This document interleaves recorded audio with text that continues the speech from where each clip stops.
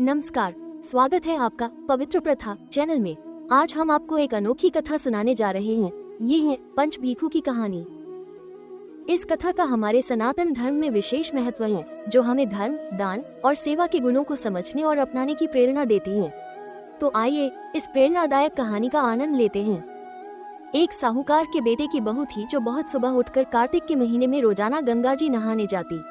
पराये पुरुष का मुंह नहीं देखती। एक राजा का लड़का था, जब भी गंगा जी नहाने जाता और सोचता कि मैं इतनी सुबह नहाने आता हूँ तो भी मुझसे पहले कौन नहा लेता है।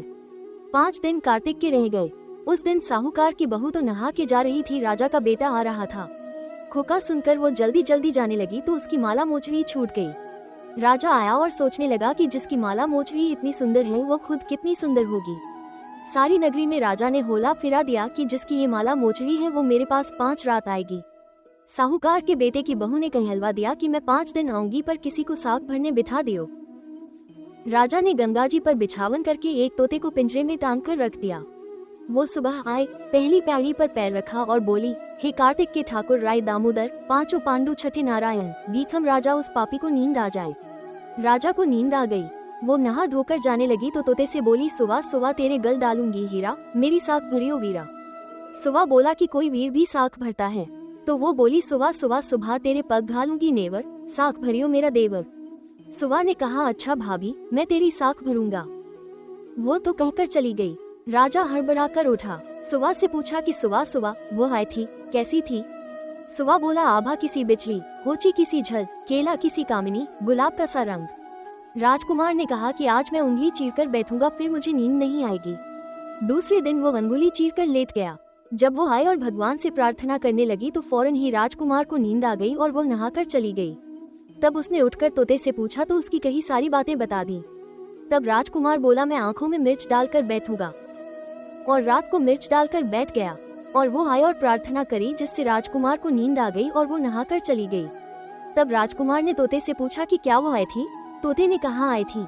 फिर उसने कहा, आज तो बिना बिस्तरे के बैठूंगा, और वो रात को बिना बिस्तरे के बैठ गया। जब वो नहाने आए तो फिर भगवान से वही बात कही तो राजकुमार को नींद आ गई। जब वो नहाकर जाने लगी तो आंख बंद करके चली गई। राजकुमार ने उठकर देखा तो वो नहाकर चली गई। वो बोला कि आज तो मैं आग की अंगीठी रखकर बैठूंगा, जिससे नींद नहीं आएगी, और वो अंगीठी रखकर बैठ गया। साहूकार की बहू आई तो भगवान से कहा कि 4 रात तो निकाल दी, परंतु आज की रात और निकाल दो। भगवान ने उसका सत रख दिया और उसे नींद आ गई। जब वो नहाकर जाने लगी तो तोते से बोली कि इस पापी से कह दियो कि तेरी 5 रात पूरी हो गई हैं, इसलिए मेरी मोतियों की माला मेरे घर भेज देना। सुबह राजा के लड़के ने तोते से पूछा कि क्या वो आई थी? तोते ने कहा कि वो आई थी और उसने अपनी माला मंगवाई है। तब राजकुमार ने सोचा कि वो तो सच्ची थी, उसका तो भगवान ने भी सत रख लिया। थोड़े दिन बाद राजकुमार के शरीर में कोढ़ निकल गया और वो तड़पने लगा तो राजा ने ब्राह्मण को बुलाकर पूछा कि मेरे बेटे का शरीर क्यों जल रहा है? तब ब्राह्मण ने कहा कि वो पतिव्रता स्त्री पर बुरी नजर रखता है, इसलिए ये रोग लगा है। तब राजा ने पूछा कि अब कैसे ठीक होगा? तब ब्राह्मण ने कहा कि उस साहूकार की बहू को धर्म की बहन बनाने और उसके नहाए हुए जल से नहाए तो उसका कोढ़ ठीक हो जाएगा। राजा उसकी माला लेकर घर गया और साहूकार से कहा कि यह माला आपकी बहू की है और उसके नहाए हुए जल से मेरे बेटे को नहला दो।